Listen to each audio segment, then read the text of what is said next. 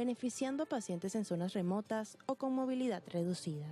Además, la información genética y los biomarcadores permiten a los médicos optar por el tratamiento más adecuado, basándose en sus características, como también en terapias en casa que ofrecen comodidad al individuo y a sus familiares.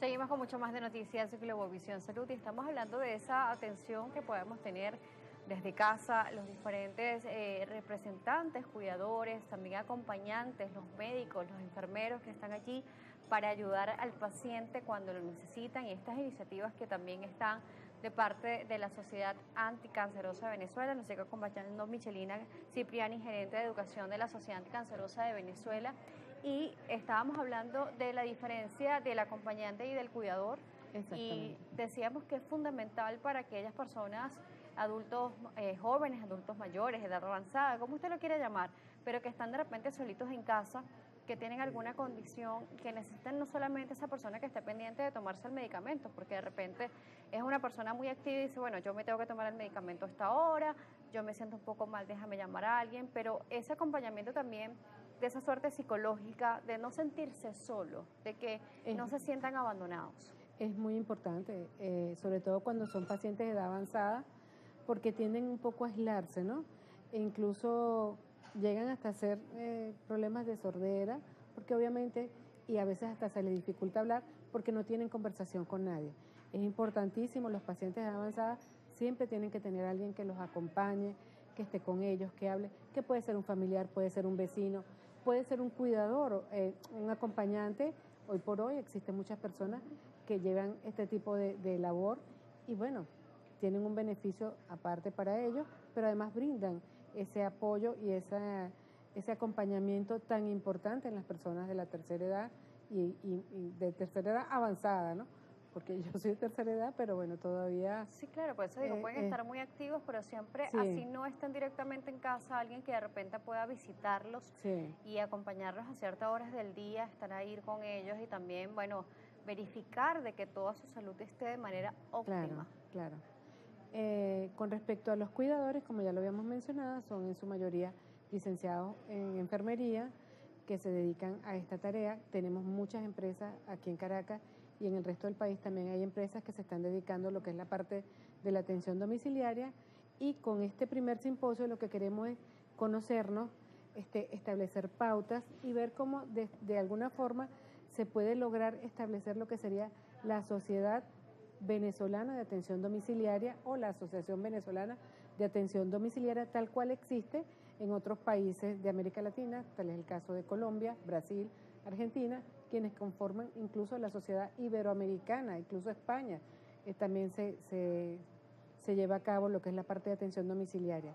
Es por esto que en este simposio vamos a tener dos invitados internacionales que vienen desde Colombia, una de las cuales es la presidenta de la Asociación Iberoamericana de Atención Domiciliaria y el doctor Juan Federico, quien es director ejecutivo de la Sociedad Colombiana de Atención Domiciliaria. Ellos vendrán a exponer lo que son o sea, cómo llegaron a convertirse en una sociedad colombiana de atención domiciliaria, lo que es la experiencia que han tenido tanto en Colombia como en los otros países de lo que es la atención domiciliaria, y cómo la telemedicina, que son nuevas tecnologías, o sea, cómo se ajusta la telemedicina a lo que es la parte de atención domiciliaria, que es súper importante.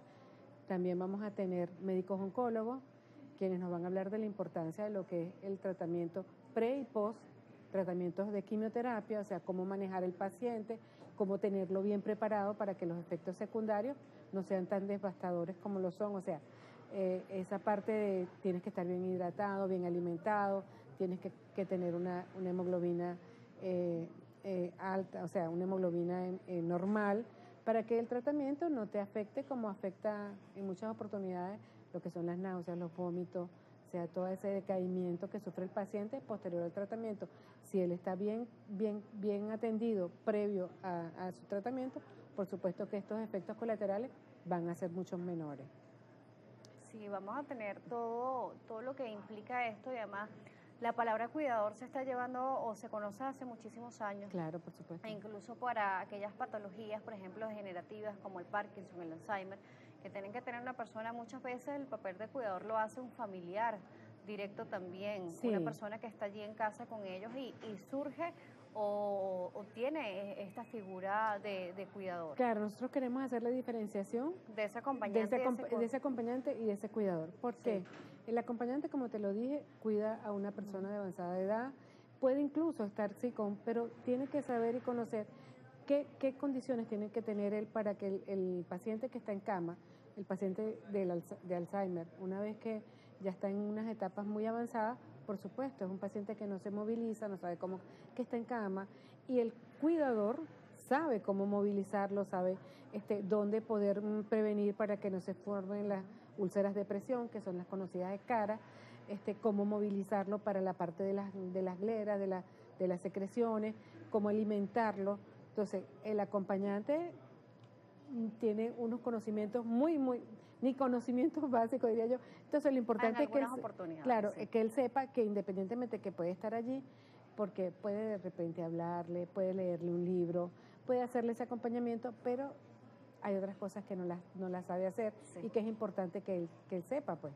Sí, yo recuerdo esto porque hace más de una década existía aquí en uno de los laboratorios grandes que estaba en Venezuela, un club de la salud, en los cuales justamente se le llamaba cuidador a ese acompañante familiar que estaba con el paciente día a día, y tenían hasta iniciativas para actividades externas para esa persona, porque decían que también el cuidador se saturaba y podía sufrir de problemas de salud al estar siempre de la mano cuidando a ese paciente. Sí. Entonces hay que buscar como ese equilibrio. Sí, es importantísimo. Incluso nosotros vamos a tener entre los ponentes una médico que hizo la especialidad también, hizo psicología, o sea, tiene las dos carreras, y que va a hablar cómo gestionar las emociones tanto del paciente como del entorno familiar. Y es importantísimo lo que tú dices. Sí. Incluso nosotros en la Sociedad Anticancerosa, el año pasado, tuvimos un taller de cómo se cuida al cuidador.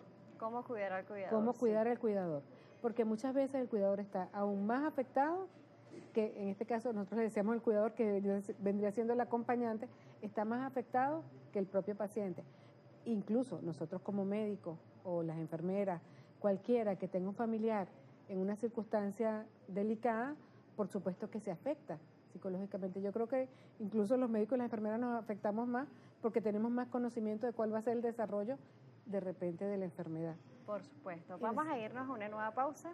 A regreso seguimos conociendo mucho más de esta actividad tan importante y además de todo lo que usted debe saber si usted es un acompañante o incluso si usted es un cuidador del área de salud, y ver las herramientas como es la telemedicina, que ha llegado también para poder ayudar y facilitar muchos entornos, aunque bueno, la atención física siempre va a ser fundamental, pero es como ese plus, ese acompañamiento también desde la telemedicina hacia la casa, hacia el paciente. Al regreso seguimos viendo esta iniciativa también de la Sociedad Anticancerosa de Venezuela, así que no sea parte de la programación.